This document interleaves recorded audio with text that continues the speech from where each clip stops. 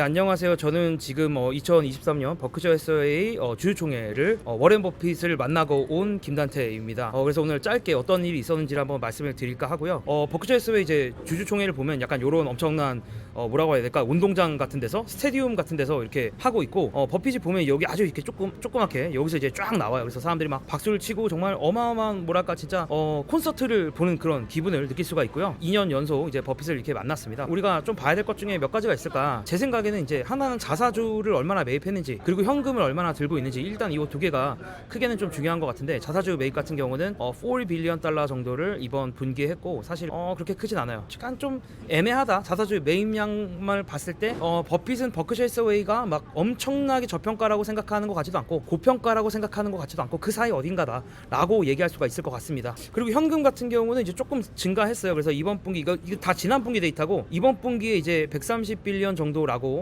하더라고요. 그래서 소폭 좀 증가한 정도, 막 압도적인 증가까지는 아니고 현금을 뭐 그 정도 증가? 그래서 지금까지와 비교했을 때 막 그렇게 엄청 적극적인 매수자는 아니었다 라고 얘기할 수가 있습니다. 오히려 넷으로 봤을 때는 셀러였다, 그러니까 매도를 한 쪽이었다라고 얘기할 수가 있고요. 몇 가지 재밌었던 내용들을 그냥 제 마음대로 골라보면은 전기차 시대의 자동차 산업이 어떻게 영향을 받을 것인가에 대한 질문을 버핏이 받았는데, 자동차 시장의 경제에 대해서 아주 터프하고 애플이 5년 뒤에 어떻게 될지는 좀 예측할 수가 있는데 전기차 시장은 잘 모르겠다 이렇게 얘기를 했습니다. 전기차 개발에 따르는 자본 비용 때문에 투자는 좀 꺼려진다 이렇게 얘기를 했는데, 개인적으로 좀 흥미로웠던 거는 며칠 전에 1932년 GM이라는 자동차 회사의 연간 보고서를 읽었다고 하는데, 와 진짜 전 너무 좀 감동하긴 했어요. 그러니까 무슨 말이냐면 여전히 공부를 하고 있는 워렌 버핏의 모습이었고, 과거에 또 투자가 어떠했는지를 공부하는 이런 모습이 너무 멋있었다라고 생각했고, 자동차 산업에 의미 있게 투자하지 않음에도 불구하고 되게 인상적이었다라고 얘기할 수가 있을 것 같습니다. 자, 그리고 일론 머스크에 대한 이야기도 했는데, 일론 머스크는 기본적으로 불가능한 일에 도전함으로써 성공할 수 있었다. 약간 근데 이 말이 약간 일론 머스크 말이 좀 전체적으로 그 느낌이 뭐냐면 칭찬도 아니고 욕도 아니고 그 사이 어딘가예요. 그래서 과도한 리스크를 져서 성공한 거 아닌가라는 약간 이렇게 얘기할 수도 있을 것 같고, 자기 자신을 과대평가하는 사람이지만 재능은 있다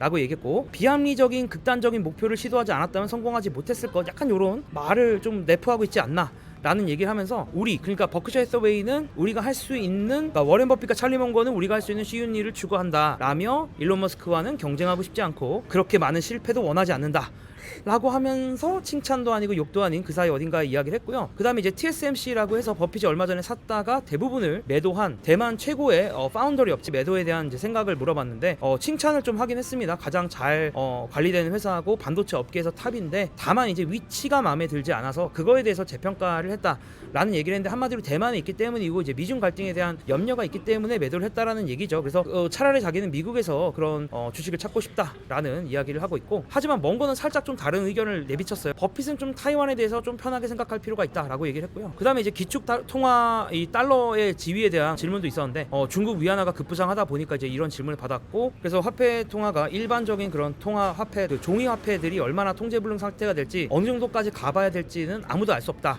라면서 살짝은 약한 모습도 좀 보여주지 않았나, 뭐 이런 생각을 했습니다. 그래서 뭐 달러가 짱이다라고 얘기하면서도 언제쯤부터 이상해질지는 모른다 라는 약간은 좀 불안한 얘기도 좀 했고요. 그 다음에 벤자민 그레이엄 이야기도 몇 군데서 나왔는데, 현명한 투자자라는 그 벤자민 그레이엄이 정말 유명한 책, 그리고 버핏의 스승의 책인데, 이 책이 현재 아마존에서 350일을 하고 있는 것은 너무나 슬픈 일이고 730만 부밖에 안 팔렸다라는 이야기를 하더라고요. 그리고 또 한 가지 벤 그레이엄 얘기 중에는 이제 먼거가 얘기했던 것 같은데, 이제 그가 가치주 옹호자였지만 그의 수익 대부분은 성장주인 가이코라는 곳에서 나왔다라는 그런 아이러니함을 얘기했는데, 뭐 아이러니함이라기보다 사실 엄밀히 말하면 벤자민 그레이엄이 딱히 뭐랄까요, 가치주 옹호자라는 얘기는 약간 미신스러운 부분들이 있죠. 벤 그레이엄을 보신 분들은 아시겠지만, 사실은 뭐 저는 버핏도 그렇고 벤자민 그레이엄도 그렇고, 뭐 우리가 일반적으로 말하는 뭐 저퍼주에 투자했다라기보다는 오히려 고성장주 에 투자를 많이 했던, 뭐 버핏도 마찬가지고요, 그런 사람으로 봐야 된다라고 생각을 합니다. 이거에 대해서는 뭐 나중에 기회가 되면 자세히 말씀드리도록 하겠고요. 그 다음에 이제 인공지능 등으로 급변한 시대에 어떻게 가치 투자자가 살아남을 수 있느냐, 뭐 이런 질문들이 있었는데, 먼거는 조금 보수적인 얘기를 했어요. 앞으로는 낮은 수익률을 기대해야 된다는 얘기를 했고, 버핏 같은 경우는 큰 금액이 아니라 적은 금액을 운용하면 기회는 계속 있을 것이다 라고 했고, 이 기회를 주는 것은 사람들의 어리석은 행동이다 라는 얘기를 하면서, 어리석은 행동을 하는 사람들이 계속 많이 늘어났다라는 얘기를 했습니다. 저도 되게 동의하는 부분 입니다. 그리고 다모다란 교수님에 대한 얘기도 조금 나왔는데 가치평가의 대가라고 알려져 있는 다모다란 교수님이 팟캐스트에서 버크셔 해서웨이의 이제 투자 비중 중에 애플이 35%라는 것은 되게 좀 위험하다라는 이야기를 했는데 그것에 대한 생각을 물었는데 버핏 같은 경우 이제 이 애플 비중이 35%라는 것 자체가 되게 오해다. 왜냐면 버크셔는 되게 다양한 회사들로 이루어져 있고 상장되어 있는 회사 말고 버크셔가 비상장으로 100% 보유하고 있는 그런 회사들을 생각했을 때는 보험회사도 있고 에너지 회사도 있고 철도 회사 등등 다 포함해서 계산해야 되는 것 같고 그런 관점에서는 애플은 35%보다 한참 못 미친다라는 얘기를 했고요. 그리고 이제 애플을 칭찬하면서 사람들은 아이폰을 사기 위해서 세컨카를 기꺼이 포기한다 라는 얘기를 했고 그 다음에 이제 멍거가 미친 거 아니냐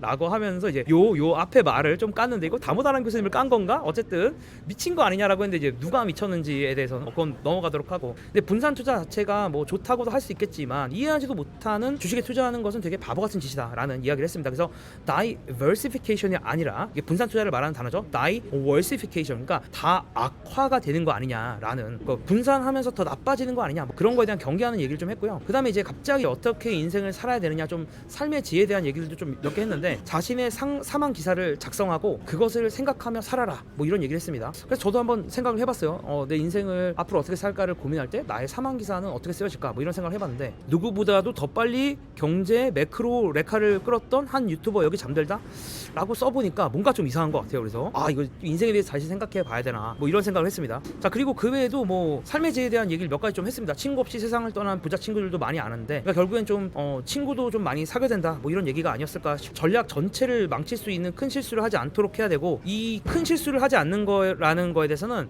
약간 부채에 대한 얘기를 좀 했어요. 주택담보대출 이외에 부채는 좀 자제해야 되지 않을까 뭐 이런 얘기를 했고 투자에 대해 걱정하면서 밤을 보내서는 안 된다. 그거 자체가 뭔가 포지션이 잘못되어 있다라는 이야기가 아닐까라는 생각이 들었고 현명하게 돈을 벌고 투자하되 유해한 사람들 이상한 사람들 그런 사람들과 유해한 활동들을 피하면서 평생 동안 계속 배우려고 노력해라 라는 그런 얘기를 했습니다. 그리고 TMI이긴 하지만 알고 보니까 빌 게이츠도 왔더라고요. 그래서 빌 게이츠와 최근 사이가 좀 좋지 않은 건가? 라는 생각도 잠깐 했었는데 이제 황국님이 찍어주셨는데 빌 게이츠가 여기 있습니다. 중간에 있는 사람이 빌 게이츠예요. 그래서 화질이 좀 좋진 않은데 어쨌든 빌 게이츠도 이날 와서 어떻게 보면 버핏과의 의리를 좀 다시 한번 확인하는 그런 시간이 아니었나 라는 생각을 했고요. 그리고 뭐 주주총회 좀 약간 사이드 이야기 그러니까 정말 간사람 볼 수 있는 이야기를 좀 드리면 주주총회 초반에는 늘 특별한 영상이 나와요. 이건 유튜브에도 올라오지 않는 영상인데 뭐랄까요 버핏과 멍거가 꽁트를 하는 영상이 나옵니다.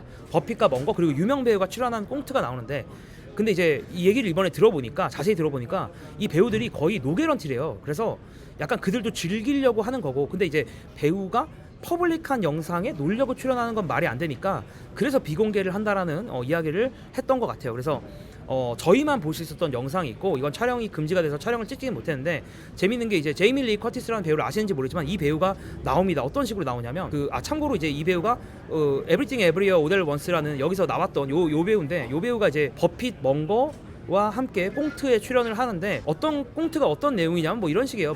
버핏이 멍거한테 전화해가지고 우리 인터넷 주식 사는 거 어때? 막 이러는데 멍거가 뭐라고 대답하냐면 인터넷 주식 개소리 하지 마! 뭐 이렇게 얘기하다가 버핏이 어쩔 수 없군 하면서 멍거를 설득하기 위해서 멍거를 좋아하는 제이미 리 커티스에게 이제 연락하는 뭐 그런 스토리라고 보시면 됩니다. 자 그래서 일단 뭐 여기까지 제 이야기는 여기까지고요. 자 우리 동깡님 저 버크셔 해서웨이 주주총회 어떠셨어요? 주총이고 근데 주총 재밌었어요. 아침부터 일어나서 솔직히 힘들었는데 단태 형이 중간에 계속 리뷰해줘가지고 약간 도슨트 듣는 거. 역시 다 제 덕이다. 역시 다 제덕인 걸로. 너무 재밌었어요. 네 이거 굿즈 좀 자랑 좀 해주세요. 굿즈 2개. 굿즈? 이거 형도 샀잖아. 나도 있지. 형도 이거 버크고요. 저스틴에서 산 거. 저는 요거. 셔츠 하나 사고 모자 하나 사고. 네. 이거 예쁘지? 패션 되게 이쁜 것 같습니다. 근데 자꾸 이거 하고 다니니까 사람들이 자꾸 영어로 말 걸어서 귀찮게 우리 아이인데 맞지? 네, 내향형 저 인간에게 영어도 잘 못하거든요. 네, 내향형 사람에게 말을 걸면 안 되는 걸로. 알겠습니다. 네 인터뷰 여기까지 하고 저쪽. Yeah. 아주 좋아요. 5, 4, 3, 1. 야! 강원국 승리했습니다. 아, 강원국 축하드리고. 뭐라고 네, 하셨습니까? 버크셔 주유총회 한번 소감 한번 말씀해 주시죠. 소감이요. 전 처음 왔는데 정말 인상 깊었고요. 이렇게 한 3만 4만 명이 온 것 같은데 사실 상상도 할 수 없잖아요. 주주총회에 3만 4만 명이 온다는 거. 그것도 90세 노인 2명을 보기 위해서요. 그리고 이제 그 관전 포인트를 보면은 그러니까 이제 물론 단테님이 앞에서 다 설명을 해주신 것 같기는 한데, 그러니까 저한테 가장 인상 깊었던 거는 사실 이제 가치 투자의 미래였습니다. 솔직히 이게 가치 투자가 아니라 솔직히 뭐 기술적 투자의 미래 또는 퀀트 투자의 미래도 똑같은 것 같은데, 워런 버핏이 그 말을 했어요. 사실 그 바보들이 너무 많기 때문에 그 투자에서 계속 기회가 발생할 것이다. 그리고 우린 돈이 너무 많아가지고 이제 기회가 적을 수밖에 없는데 자금이 좀 적은 사람들은 그만큼 기회가 더 많을 것이다라고 했고요. 네, 그리고 그리고 최근에는 자금 조달이 너무 쉽기 때문에 많은 사람들이 큰 자금 조달해서 멍청한 짓을 더 많이 한다. 그래서 기회가 더욱 더 많아진다라고 했고요. 그리고 저는 사실 일본 기업에 투자한 게 굉장히 좀 인상 깊었습니다. 20년 전에 한국 기업에 똑같은 논리로 투자를 한 걸 알고 있어요. 당시 한국 기업의 밸류에이션이 굉장히 낮았고 작년에 일본 상사들의 밸류에이션이 굉장히 낮아가지고 0.5%로 엔화로 자금을 조달을 해서 어닝스 일드가 14%인 미국 일본 주식에 투자를 해가지고 돈을 벌 수 있었다. 그래서 거의 차익 거래를 할 수 있었다 이런 말을 하더라고요. 그게 임프레시브했고, 그리고 이제 그 미국과 중국의 관계, 그리고 왜 TSMC에 익절을 했는지를 설명, 그것도 재밌었어요. 왜냐면은 이제 본인이 희망은 미국과 그 중국의 사이가 좋아져가지고 더 많은 거래도 하고 해피 투게더 하는 게 좋다라고 말을 했지만, 근데 왜 익절을 했냐라고 물으니까 난 대만이 별로 싫어서요 라는 말을 했어요. 그 말이 뭐냐면은 버핏의 희망과 버핏이 현실을 보는 거는 다르다라는 걸 볼 수가 있습니다. 여기서 굉장히 중요한 거를 배울 수가 있어요. 우리는 솔직히 무슨 주식이 올라갈 거야, 올라가고 싶어 해가지고 사는 경우가 많은데, 근데 이분은 그 현실을 냉정하게 인식을 하는 거죠. 그렇게 해서 투자를 했는데 저는 그게 굉장히 마음에 들고 임프레시브했고요. 오후 세션에는 아기들이 나왔는데 저는 이제 13세짜리 애가 6번째 벌써 버크셔 미팅에 왔다는 것이 굉장히 놀라웠고요. 그리고 사실 전날에 제가 독일 함부르크 고향에서 오신 분을 만났어요. 그분은 1987년부터 버크셔 주식을 보유해가지고 160배를 벌었다고 합니다. 그때 A쉐어를 한 개를 샀는데 그때 3,000불이었는데 그게 50만 불이 되었고, 그 돈이 생기면 생길 때마다 계속 추가 투자를 해가지고 지금 몇 주 있냐 하니까 밝히진 않겠지만 내 평생 먹고 살기 충분하다라고 밝혔으니까 A주가 제가 보기엔 최소 10주는 넘은 것 같더라고요. 저는 진짜 주식을 해서 100배 이상 번 사람을 이번에 처음 봐가지고 너무너무 존경스러웠습니다. 함부르크에서 온 퍼스트 씨였습니다. 네, 그러면 이제 오늘 여기까지 하도록 하고, 그러면 또 다음번에 만나도록 하겠습니다. Bye. 예. Yeah.